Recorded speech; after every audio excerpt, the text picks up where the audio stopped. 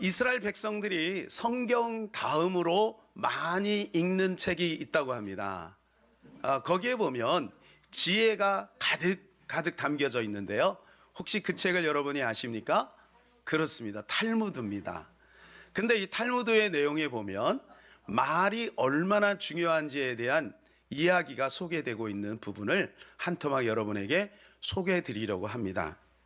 어느 날 남편이 아내에게 시장에 가서 가장 맛있는 것을 재료를 사다가 좀 저녁을 만들어 달라고 부탁을 했어요.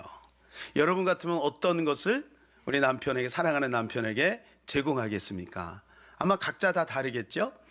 근데 유대인들은 이걸 굉장히 좋아하나 봐요. 저는 이걸 보고 깜짝 놀랐는데 소의 혀를 사다 준 거예요. 그리고 그 소의 혀를 가지고 음식을 맛있게 만들었어요. 그 남편이 그 음식을 맛있게 먹었어요. 며칠이 지난 다음에 그 남편이 또 아내를 부릅니다. 여보, 이번에는 시장에서 가장 싼 것을 가지고 사오시오. 그래서 그걸 가지고 음식을 만들어 주시오. 남편이 조금 주머니 사정이 안 좋았나 봐요, 그때. 그래서 아내가 그걸 사왔어요. 여러분 같으면 어떤 것을 사겠습니까? 다 다르겠죠. 그런데 이번에도 소의 혀를 사왔어요. 그 남편이 맛있게 먹고 의아한 거예요. 그래서 아내를 불러가지고 여보, 왜 가장 맛있는 것을 사오라니까 소의 혀를 사오고, 그리고 가장 싼 것을 사오라고 하니까 소의 혀를 사왔소? 이렇게 물어보니까 아내가 이야기를 합니다. 여보, 가장 맛있는 것이 혀예요. 친절한 말, 사랑스러운 말, 그 아름다운 말을 듣는 것, 이보다 더 맛있는 게 어디 있겠어요? 좋은 소리 듣는 것, 가장 맛있는 것이기 때문에 이것을 사왔어요. 그래요? 그러면 왜 가장 싼 것을 사오려니까 역시 소의 혀를 사왔나요? 그것은 간단하죠. 그저 아무 생각 없이 쉽게 말할 수 있는 싸구려 행동이 바로 말 아니겠어요? 예. 너무 쉽게 할 수 있는 거. 그래서 혀를 사왔어요. 여러분, 말이 얼마나 중요한지에 대해서 우리에게 알려주는 거죠. 우리가 말을 가지고 사람을 살릴 수도 있고, 그냥 뚫린 입으로 아무 말이나 막 해서 사람에게 상처를 줄 수도 있고, 의미 없는 말을 너무 많이 해가지고 그 주변을 혼란하게 만들 수도 있는 거예요. 그래서 우리의 말이 얼마나 중요한가요? 그런 의미에서 오늘 우리 옆에 있는 분들에게 이렇게 오늘 첫 예배잖아요. 신년 첫 예배, 하나님 앞에 우리 옆에 있는 분들을 한번 축복하면서 이렇게 한번 이야기하겠습니다. 지금까지 내가 알고 있는 사람, 당신은 지금까지 내가 알고 있는 사람 중에서 최고의 사람입니다. 시작!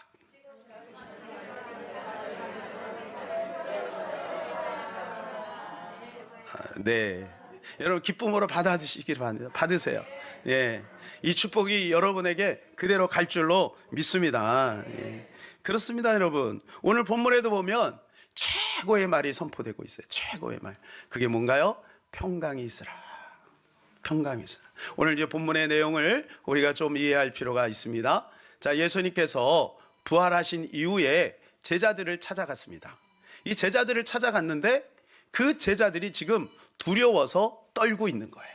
그때 예수님께서 그들에게 가장 무슨 말을 했냐 하면 이렇게 말하는 거예요. 평강이 있으라. 이렇게 말을 해요. 이렇게 말하고 나서 그리고 조금 있다가 또 평강이 있으라. 이렇게 또 이야기를 했습니다. 제가 이제 새해 첫 주일날 여러분들에게 어떤 말씀을 전할까 이것을 생각을 하다가 하나님께서 오늘 주신 말씀이에요. 부활 이후에 예수님께서 제자들을 만났을 때 왜 평강이 있으라 라고 말했을까요? 그러면서 예수님이 오실 때를 한번 제가 생각해 봤어요. 예수님이 이 땅에 오실 때 천사들이 목자들에게 첫 번째로 한 말이 또 평강이에요. 하늘에는 영광이요 땅에서는 기뻐하심을 입은 사람들 중에 평화로다. 여기서 우리가 알 수 있는 것은 뭐냐 하면 주 예수 그리스도께서 우리에게 주시고자 하는 메시지가 뭐냐 하면 평강인 것입니다. 사랑하는 여러분, 새해 첫 주일날 여러분 가정에, 여러분의 모든 삶에 하나님의 평강이 임하시기를 주님의 이름으로 간절히 소원합니다. 그러면 왜 예수님께서 부활 이후에 이 제자들에게 첫 번째로 평강에 대해서 말씀하실까요? 세 가지로 한번 살펴보겠습니다. 첫 번째는 평강은 새로운 출발의 힘이기 때문에 그래요. 한번 따라서요. 평강은 새로운 출발의 힘이다. 우리가 어떤 일을 할 때 마음의 평강을 가지고 시작하는 것이 굉장히 중요합니다. 마음의 평강이 없는 아이가 공부하잖아요. 그런 공부가 안 됩니다. 직장에 가면서 마음의 평강이 없잖아요. 그러면 직장 생활이 어려워지는 거죠. 가정에 평강이 없으면 어때요? 그래서 그런 말이 있잖아요. 가화만사성. 가정이 평안해야 모든 일이 잘 된다는 거예요. 평강은 기초예요. 평강은 시작하는 힘이에요. 그래서 오늘 부활하신 다음에 예수님께서 제자들을 찾아가셔서 평강을 선포하신 이유가 있어요. 자, 19절을 한번 읽어볼까요? 이날 곧 안식 후 첫날 저녁 때 제자들이 유대인들을 두려워하여 모인 곳의 문을 닫았더니 예수께서 오사 가운데 서서 이르시되 너희에게 평강이 있을지어다. 제자들이 지금 두려워하고 있는 거예요. 그러면 왜 제자들이 두려워하고 있을까요? 얼마 전에 자기의 스승 되신 예수님이 십자가에서 무참히 죽으셨어요. 그냥 총으로 한번 빵 쏴가고 죽은 게 아니라 온 동네, 온 나라 사람들이 다 알 만큼 온몸이 발가벗 껴서 갈기가 찢겨서, 그래서 예수 그리스도가 그 또 이 골고다 언덕에서 모든 사람이 보는 앞에서 그렇게 무참히 죽었어요. 얼마 전까지만 해도 제자들은요, 예수님 때문에 의기양양했어요. 의기양양. 왜요? 가는 곳마다 기적이 나타나죠. 가는 곳마다 하나님의 능력이 나타나죠. 막 수많은 사람이 인산인해를 이루어서 제자들을 찾아온 거예요. 그러니까 제자들도 어때요? 어깨가 으쓱한 거죠. 와, 야, 우리 선생님 보니까, 야, 내가 우리 선생님이 잘 만났네. 예? 으쓱한 거예요. 그리고 나중에 어디까지 가요? 네가 좌의정하고 내가 우의정하고 막 여기까지 가잖아요. 그래서 그것 때문에 서로 싸우고 막 그러지 않습니까? 예. 그러는 가다에 그 예수님이, 그 스승 되신 예수님이 십자가에서 무참히 죽으신 거예요. 그리고 그 사건 속에서 이 베드로는 어떻게 합니까? 수석 베드로는, 그렇게 의기양양된 수석 베드로는 예수님을 3번이나 부인합니다. 자기의 동료인 가룟 유다는 얼마 전에 또 자살까지 했어요. 그러니까 이 제자들은 얼마나 이 두려움 속에 있을까요? 막 두려움 속에 떨고 있는 거예요. 그때 예수님께서 그들을 찾아가셔서 첫 일성이 바로 평강이 있을지어다. 사랑하는 여러분, 혹시 지금 두려워 떠는 어떤 것이 있습니까? 어떤 것이 불안한 것이 있습니까? 여러분 안에 평강이 있기를 축복합니다. 하나님의 평강이 있을지어다. 하나님의 평강이 있기를 바라요. 여러분, 두려움과 불안의 차이를 아세요? 저도 이거를 별로 관심을 안 비슷하게 생각을 했는데 얼마 전에 어떤 분이 이거 질문을 하더라고요. 목사님, 두려움과 불안의 차이가 뭐예요? 성경에 보면 내 영혼아 어찌하여 불안하여 하는고, 이런 이야기도 있죠. 근데 또 이런 말도 있어요. 두려워하지 말라, 놀라지 말라, 이런 말이죠. 그러니까 각각 다른 의미라는 거죠. 혼용해서 쓰지 않고 다른 의미예요. 제가 연구해 봤어요. 알려드릴까요, 여러분? 네, 알려드릴게요. 불안이라는 것은 뭐냐 하면 아직 이루어지지 않는 미래의 어떤 것을 미리 염려하는 거예요. 이게 불안이에요. 두려움은 뭘까요? 두려움은 현재 내가 느끼고 있는 공포예요. 예를 들어서 우리 청년들이 이제 취직을 하려고 면접을 갑니다. 그죠? 그러면 어젯밤부터 뭐예요? 불안한 거예요. 근데 당장 면접관의 문을 열고 딱 가며 들어가면서 뭐가 와요? 두려움이 오는 거예요. 이런 차이가 있어요. 그러니까 지금 제자들은 뭐하냐? 이 두려움이 계속 ing가 되고 있는 거예요. 두려워 계속 두려운 거예요. 여러분, 우리의 삶 속에 두려움의 문제가 끊임없이 다가올 것입니다. 끊임없이. 그러나 여러분 기억하세요. 주님은 오늘 우리에게 이렇게 말씀하고 있어요. 두려워하지 말라, 놀라지 말라, 평강이 있을지어다. 여러분, 이것을 주님 말씀하실 때 뭐라고 말씀하시냐 하면 명령을 하십니다. 평강이 있을지어다. 야, 평강하면 좋겠다. 그게 아니에요. 명령 안에. 이건 무슨 말씀이냐 하면 우리 안에 평강이 있다는 거예요. 우리 안에는 평강도 있어요. 두려움도 있어요. 불안도 있어요. 염려도 있어요. 담대함도 있어요. 이 안에 다 있어요. 그런데 주님이 그것을 끄집어내는 거야. 야, 너는 하나님의 자녀야. 내가 부활하지 않았니? 그러니 두려워하지 마. 평강이 있을지어다. 이렇게 말씀해 주고 있는 것입니다. 제자들은 지금 새로운 출발을 앞두고 있어요. 아버지께서 나를 보내신 건 내가 너희를 보내노라. 여러분, 주님이 제자들이 이제 보내고 있어요.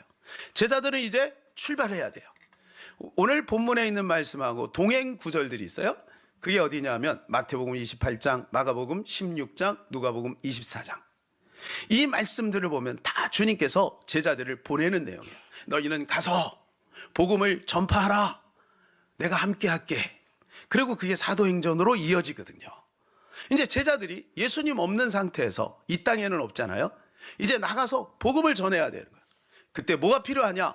너희에게 많은 것이 필요하죠. 뭐 물질도 필요하고 많은 게 필요하지만 무엇보다도 너희에게 필요한 것은 평강이다. 2023년도를 시작하면서 우리에게 가장 먼저 필요한 것이 뭘까요? 여러분 같으면 뭘까요? 어떤 사람은 속으로 이렇게 얘기해요. 뭐니 해도 뭐니죠. 목사님, 나는 지금 너무 돈이 필요해요.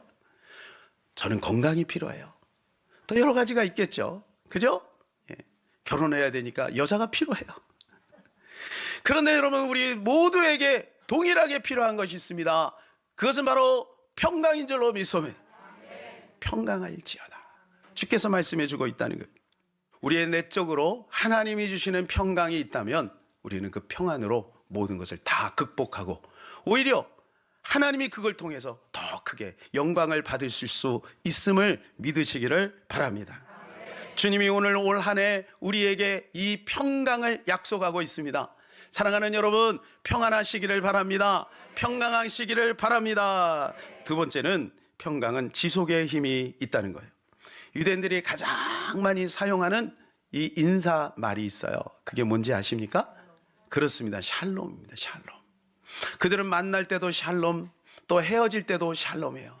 우리나라 사람은 어떤 말을 가장 많이 하나 이렇게 들어보면 뭐 일반적으로 우리는 요즘엔 안녕하세요, 잘 지내셨어요? 그런데 저 어렸을 때는 이런 말을 많이 했어요. 식사하셨습니까? 그래서 우리 부모님이 이런 이야기를 했어요. 야, 어른한테는 식사하셨습니까? 이것도 좋지만 진지 드셨습니까? 이렇게 얘기하는 거예요. 그래서 동네 어른들을 보면 진지 드셨습니까? 이렇게 질문을 했죠. 진지 드셨습니까? 이런 질문을 했어요. 예, 근데요, 이 유대인들은 어떻게 하냐? 이 유대인들은 샬롬을 얘기한다는 거예요. 평강. 평강하세요. 평강하세요. 이렇게 얘기한다. 평강이라는 단어가 성경에 처음 나오는 데가 어디냐면 민수기 6장 26절입니다. 우리 같이 읽어볼까요? 여호와는 그 얼굴을 내게로 향하여 드사 평강 주시기를 원하노라 할지니라 하라. 이 말씀을 가만히 보면 단지 평강하라 이거로 끝나는 게 아니라 평강 주시기를 원하노라 할지니라 하라. 복잡하죠? 그게 무슨 말일까요? 내가 너희에게 평강 주기를 원한다는 것을 사람들에게 알리라는 거예요. 사랑하는 여러분, 가서 알리세요. 하나님은 우리가 평강하기를 원하신다는 거예요. 그런데 사람들이 평강하지 않아요. 뭐 때문에 평강하지 않아요? 눈에 보이는 것 때문에 평강하지 않아요. 우리나라에 왜 이렇게 자살하는 사람이 많아요? 못 살아서 그래요? 아니에요. 옛날에는 그렇지 않았어요. 오히려 제3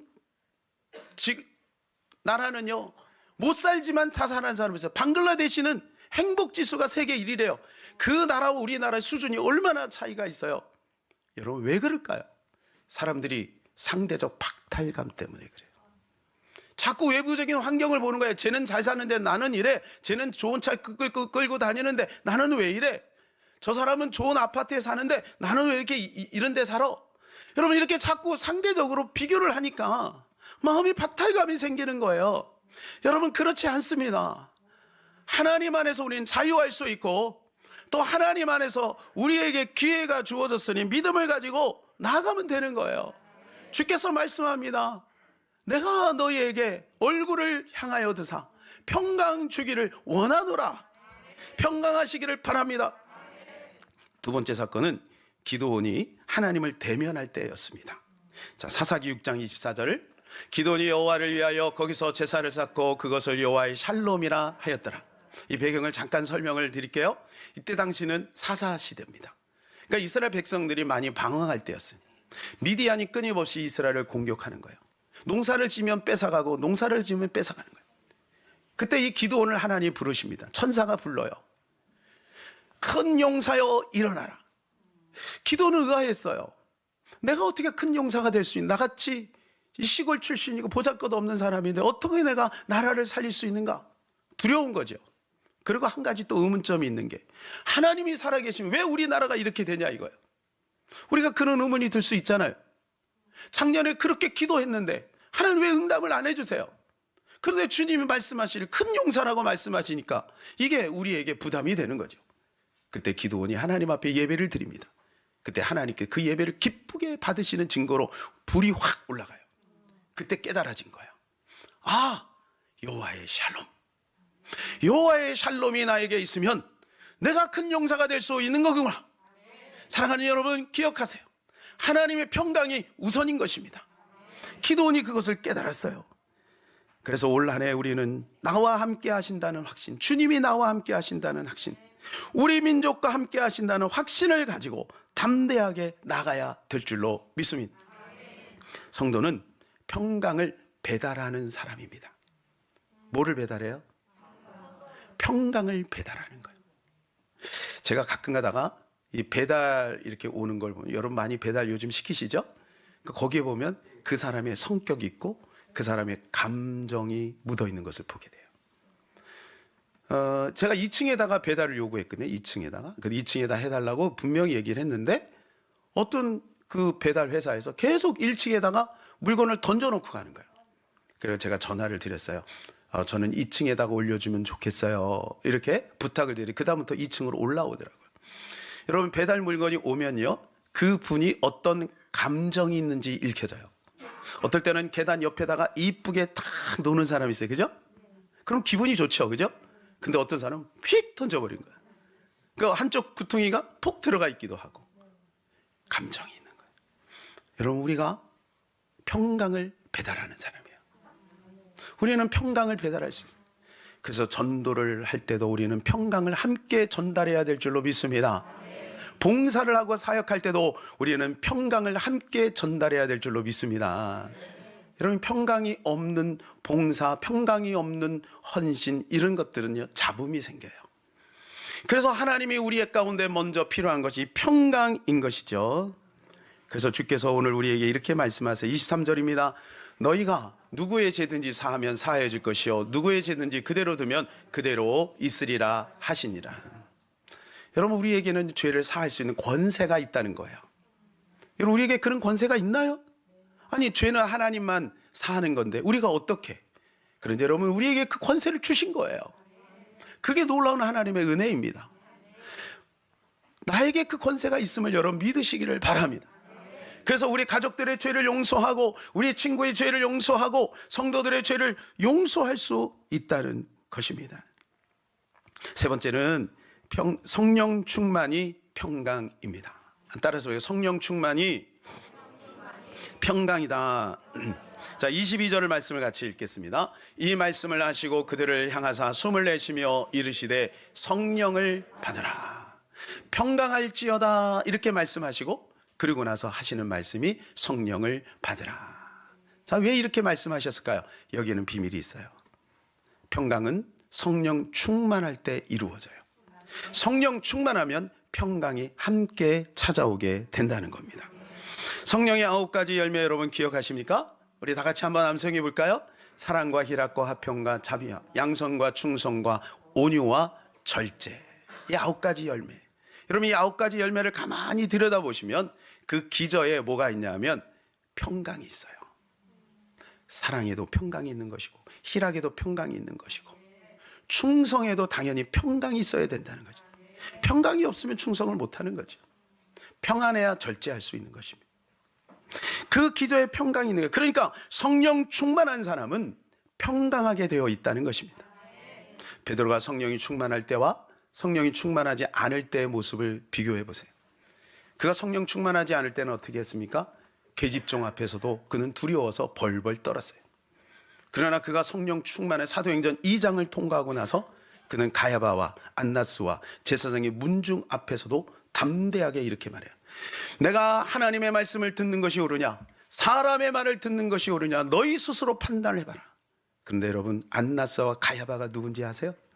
이 안나스와 가야바는 얼마 전에 예수 그리스도를 신문하고 십자가에 내어 던진 사람들이에요. 그것 때문에 베드로가 두려워서 예수님을 3번 부인했거든요. 그런데 성령 충만하고 나니까 그가 바뀐 거예요. 담대해진 것입니다. 여러분, 평강은 두려움을 다 잠식시켜 버립니다. 평강하면 두려움이 사라지게 되어 있다는 것입니다. 네로 황제는 기독교인들을 가장 많이 박해한 사람 중에 한 사람입니다. 네로가요, 얼마나 많은 사람을 박해했냐 하면 원형 경기장에다가 기독교 크리스찬들을 다 모아놓고 사자들을 며칠씩 굶주려 가지고 사자들을 풀어요. 그러면 여러분, 그 사람들이 어떻게 되겠어요? 발이 잘려나가고 다리가 잘려나가고 온몸이 만신창이가 돼서 죽어요. 심지어는 여인네들 길거리에 세워놓고 그 환한 황소를 몰아가지고 이 황소로 들이받쳐서 죽이기도 하고요. 한밤중에 그 기독교인들을 죽여서 칼에다가 꼽아가지고 길거리에다가 가로등으로 삼기도 했어요. 그런데 여러분, 이 사람이 나중에 점점 미쳐가다가 불과 30살이 되어서 스스로 자살을 해요. 왜 그렇게 했을까요? 그렇게 무참하게 죽어가는 기독교인들을 나중에 가서 확인해 보면 이 사람들이 얼굴이 일그러져 있어야 되는데, 두려워 공포에 떨어야 되는데 이들의 얼굴에 평안이 있는 거예요. 그러면서 여러분, 박해하는 사람들은 점점 두려워지고 오히려 죽어가는 사람은 평안한 거죠. 스데반 집사가 돌에 맞아 죽을 때 그의 얼굴이 천사와 같았다 그랬습니다. 어떻게 해서 그것이 가능할까요? 하나님의 평강이 지배한 것입니다. 사랑하는 여러분, 올 한 해 하나님의 평강이 저와 여러분 가운데, 여러분의 가정에 넘쳐나시기를 축복합니다. 성경에 보면 두려워하지 말라라고 하는 말이 365번이 나온다고 합니다. 이 말은 365일 동안 두려워하지 말라는 말씀이에요. 사랑하는 여러분, 두려워하지 마세요. 하나님의 평강을 누리시는 복된 하루 되시기를 축복합니다.